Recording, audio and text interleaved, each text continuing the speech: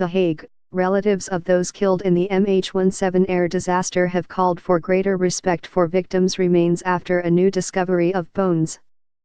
Freelance journalist Patrick Lancaster revealed in a YouTube video on December 11 that he had found 52 bones and remains on the site of the 2014 crash in eastern Ukraine. His video shows him apparently excavating the remains from the snow-covered crash site in rebel-held territory. It comes after Lancaster maintained he had discovered remains in August and handed them over to local mayor, saying he was trying to do it in the most professional way possible.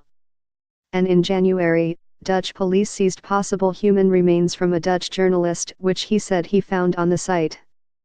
But Lancaster's latest find has puzzled relatives and the MH17 Foundation, who are calling for any outstanding remains to be handed over immediately to be identified and returned to the next of kin. The circumstances of the findings are a little suspicious, Pete Ploeg, the chairman of the foundation told AFP on Sunday. The remains were found exactly on the place where the joint investigation team has excavated the soil and sifted it. It can't be possible on that place that there are a lot of human remains. Disrespectful. It is curious, he said, adding it seems like someone withheld human remains to release them now and then, and get publicity about it.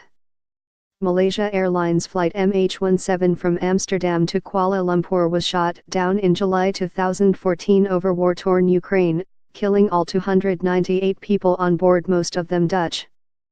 An international investigation concluded the plane was hit by a Russian-made Buk missile transported across the border into Ukraine from Russia and fired from territory held by separatists pro-Russia rebels. Ploeg's 58-year-old brother, Alex, is one of only 2 victims who has not yet been identified, and fresh videoed reports of new finds are painful. It's good when human remains return to the next of kin, let's be clear about that. But playing games with them is not good. That's bad behavior from the journalists, Ploeg said.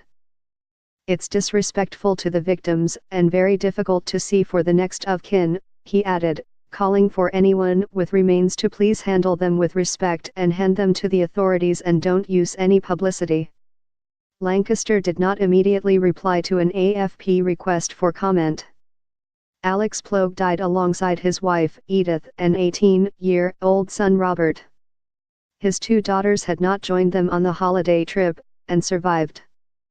We had a funeral with 2 coffins and 1 photo. We didn't have a funeral for my brother as we can't say goodbye to his remains. That's very strange. It's very painful, Ploeg said.